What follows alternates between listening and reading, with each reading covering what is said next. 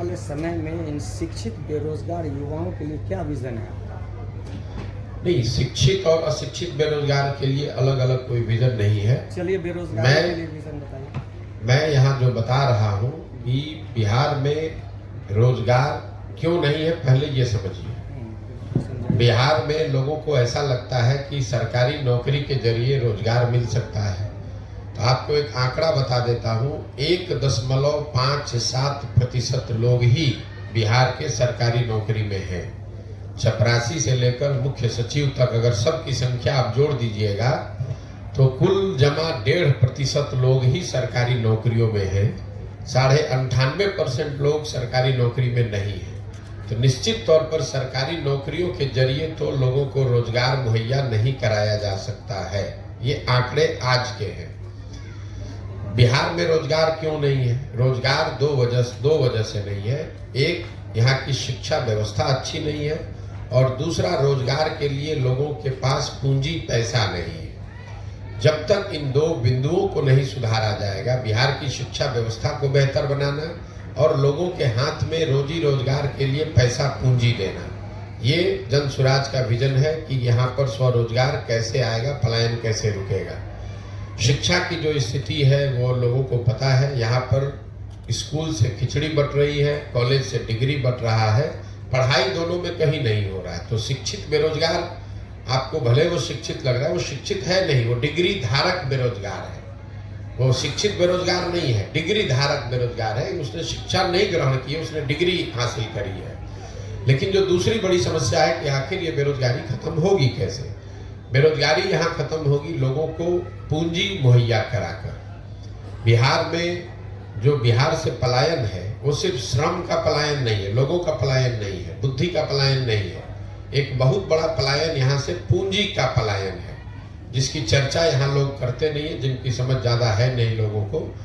पूंजी जो है वो रोजगार का सबसे बड़ा जरिया है। अगर मान लीजिए कि आपको बाल काटने आता है, अगर आपके पास 10-20-50 हजार रुपए हो और बैंक से आपको 1 लाख रुपया कर्ज मिल जाए, तो आप एक सैलून खोल लेंगे, उसमें 3-4-5 लोगों को नौकरी रोजगार दे देंगे। लेकिन अगर वो पैसा पूंजी आपके पास न हो तो बाल काटने आने के बावजूद जाकर किसी सैलून में आप नौकरी करेंगे, मजदूरी करेंगे।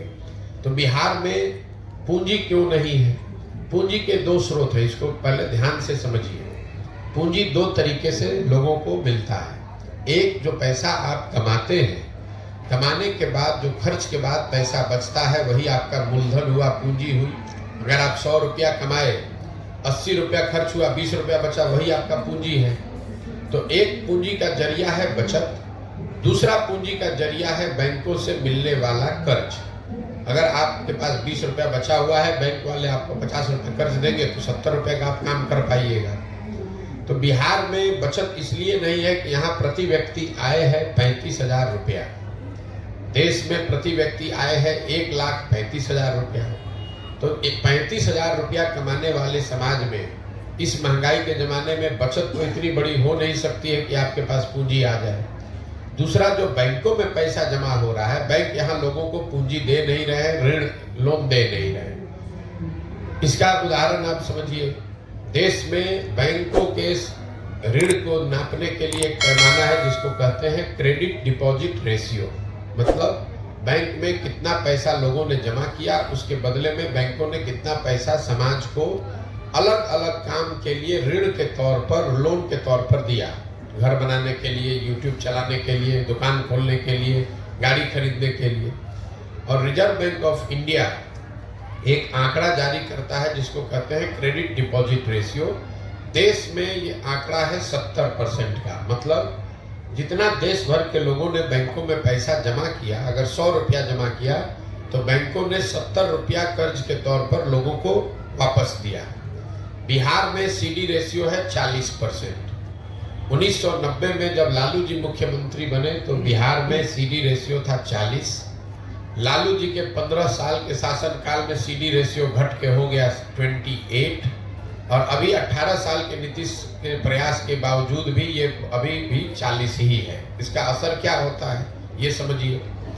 पिछले वर्ष, ये हेडलाइन नोट कर लीजिए, पिछले वर्ष बिहार की गरीब जनता ने बैंकों में 4,21,000 करोड़ रुपया जमा किया। 4,21,000 करोड़ रुपया बिहार में लोगों ने बैंकों में जमा किया। बैंकों ने 40% के सीडी रेशियो के हिसाब से कर्ज के तौर पर 1,61,000 करोड़ रुपया लोगों को दिया। बाकी पैसा 1,02,80,000 करोड़ कहाँ गया? ये पैसा चला गया दूसरे राज्यों में जहां पर उद्योग धंधे लग रहे हैं, जहां स्वरोजगार है, जहां तरक्की है, जहां व्यापार है। 1990 से लेकर पिछले वित्तीय वर्ष में कुल जमा 1990 से अगर आप जोड़ेंगे 32 साल में बिहार के बैंकों ने 26,20,000 करोड़ रुपया, बिहार के लोगों का रुपया, ये बाहर के उद्योगपति का पैसा नहीं है, ये सरकार का बजट का पैसा नहीं है, बिहार के लोगों के बचत की हुई राशि 26,20,000 करोड़ रुपया बैंकों ने यहां से ट्रांसफर कर दिया दूसरे राज्यों में जहां पर तरक्की है, व्यापार है, रोजगार है। आप जरा अंदाजा लगाइए कि अगर 26 लाख करोड़ रुपया बिहार के बैंकों ने यहाँ के लोगों को ऋण के तौर पर भी दिया होता तो कितने ज्यादा लोगों ने यहाँ घर बनाया होता, कितने ज्यादा लोगों ने गाड़ियां खरीदी होती, कितने ज्यादा लोगों ने स्वरोजगार का कोई ना कोई शुरुआत करी होगी। तो बिहार, और ऐसा नहीं है कि ये बैंकों की मनमर्जी है कि वो कितना पैसा ऋण दें, ये उनकी वैधानिक जिम्मेवारी है कि कम से कम 70% पैसा जो जमा होता है वो उनको ऋण के तौर पर देना ही देना है। और उस कमिटी को चेयर करते हैं मुख्यमंत्री राज्य के। ये भी नहीं है कि बैंक अपना जो चाहे वो कर ले, मुख्यमंत्री उस कमिटी के चेयरमैन हैं, जिसमें यह तय किया जाता है कि बैंकों को 70% पैसा कर्ज के तौर पर लोगों को देना है।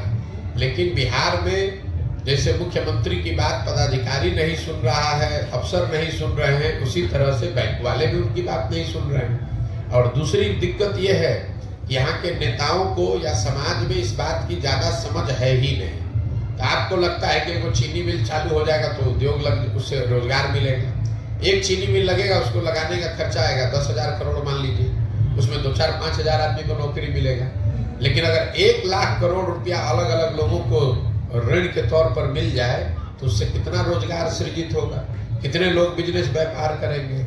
तो जन सुराज का विजन ये है कि यहाँ पर शिक्षा को रोजगार पाने वाला बनाया जाए, लोगों को डिग्री नहीं बांटा जाए, लोगों को शिक्षित किया जाए और फिर उनको पूंजी मुहैया कराया जाए बैंकों के जरिए, ताकि लोग अपने क्षमता के अनुसार, अपनी इच्छा के अनुसार कुछ न कुछ रोजगार कर सके। उससे उनकी आर्थिक तरक्की होगी और उसी से बिहार का विकास होगा। जब तक शिक्षा और पूंजी ये दो चीज मुहैया नहीं होगी तब तक सरकार के किसी भी प्रयास से बिहार में गरीबी खत्म नहीं हो सकती है।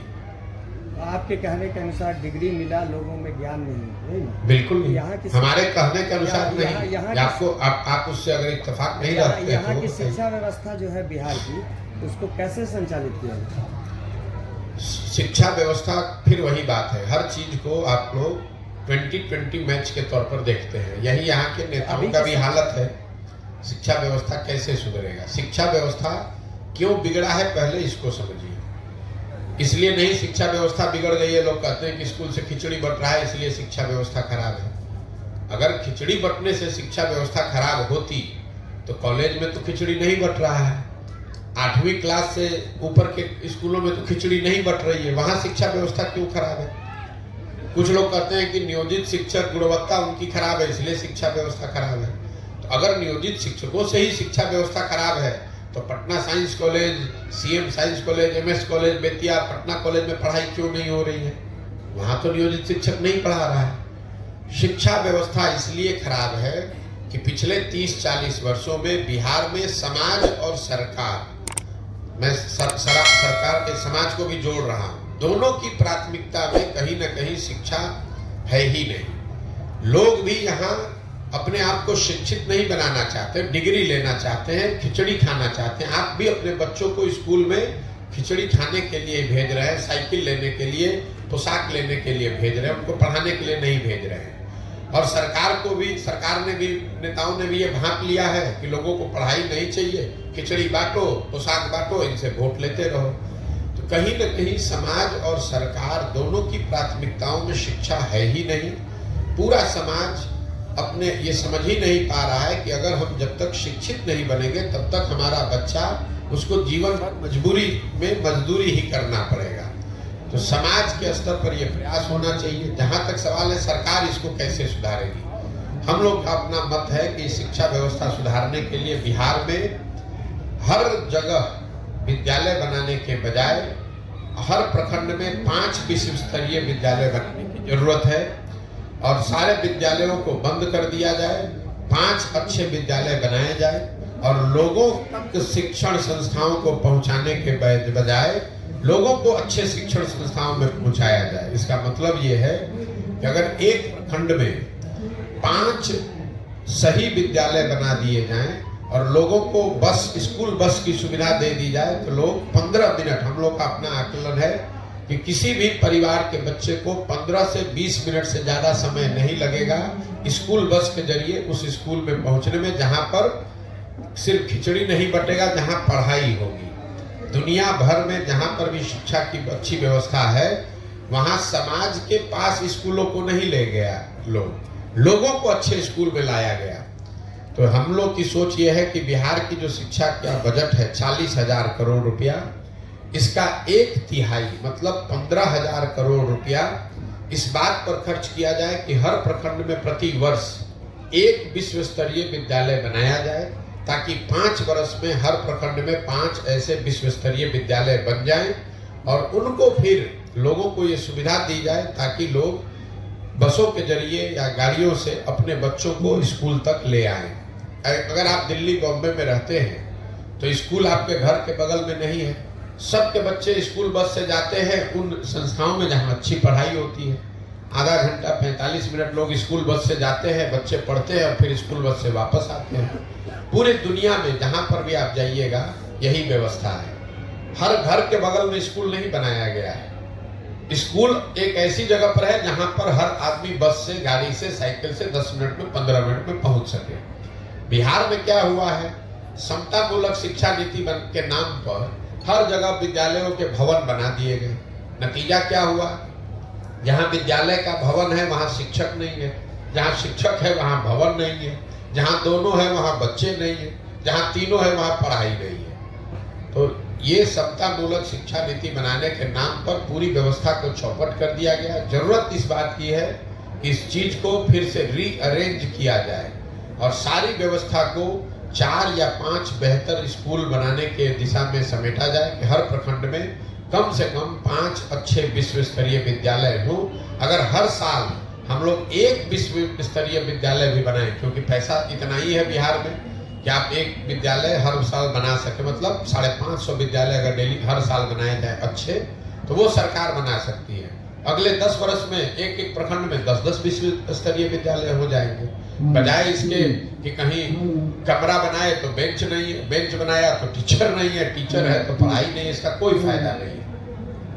क्या एक रिक्शा चलाने वाले से लेके राज्य और देश को चलाने वाले पूरे सिस्टम के बच्चे एक ही स्कूल में पढ़े, ये उपयुक्त नहीं होगा, ये बेहतर नहीं होगा शिक्षा के क्षेत्र में? नहीं, हम लोग लोकतांत्रिक देश में रहते हैं और ये कहना कि सारे लोग एक विद्यालय में पढ़ेंगे उससे शिक्षा की व्यवस्था अच्छी हो जाएगी, ये लोगों का भ्रम है। ऐसा दुनिया में कहीं कोई प्रमाण नहीं है।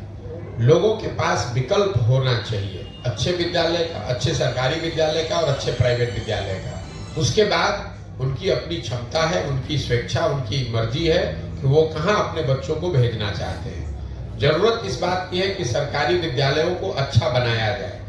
विद्यालय अच्छे नहीं है और सब पर कानून बनाकर कहा जाए कि आप अपने बच्चे को भी यहाँ पढ़ाइए, वो तो वही हुआ जो बिहार में हो रहा है पिछले 35 साल से। समता मूलक समाज बनाने के नाम पर सबको अनपढ़ बना दिया गया, बन गया समता मूलक। पूरा बिहार गरीब हो गया, कोई अमीर नहीं है तो हो गई बराबरी सबकी, आपस में सब बराबर हो गए, सब गरीबे हैं यहाँ पर। तो तरक्की के 2 रास्ते, बराबरी के 2 तरीके हो सकते हैं। एक तरीका यह है कि सब आगे बढ़े, दूसरा तरीका है कि भैया किसी को आगे मत बढ़ने दो, सब बराबर ही कमा रहा है, सब गरीब है। तो आप जो बात बता रहे हैं वो दूसरा तरीका है जो सही नहीं है कि विद्यालय बने चाहे न बने, लोग को लगता है कि वहां पर सारे अफसर के बच्चे पढ़ने लगेंगे तो विद्यालय सुधर जाएगा। नहीं सुधरेगा। विद्यालय अच्छा बने, उसके बाद लोगों की स्वतंत्रता है। जो अगर विद्यालय अच्छा होगा तो लोग वहां जरूर पढ़ने आएंगे। जो सरकारी कॉलेज हैं, आप जो बात कर रहे हैं, दिल्ली में अगर मान लीजिए कि सेंट स्टीफेंस है या हिंदू कॉलेज है, पटना में भी पहले साइंस कॉलेज था, पटना कॉलेज था, तो वहां पर तो बड़े से बड़ा अफसर भी अपने बच्चे को पढ़ाना चाहता था। उसके लिए कोई कानून थोड़े ना बनाया गया था, क्योंकि सबको मालूम है कि साइंस कॉलेज में हमारा बच्चा पढ़ेगा तो वहाँ अच्छी पढ़ाई होती है। तो बहुत बड़े आदमी का बच्चा भी प्राइवेट स्कूल में 12वीं नहीं करने जाता था, वो साइंस कॉलेज में पढ़ने जाता था। तो वो कानून बनाने से चीजें ठीक नहीं हो सकती हैं, आपको व्यवस्था सुधारने की जरूरत है।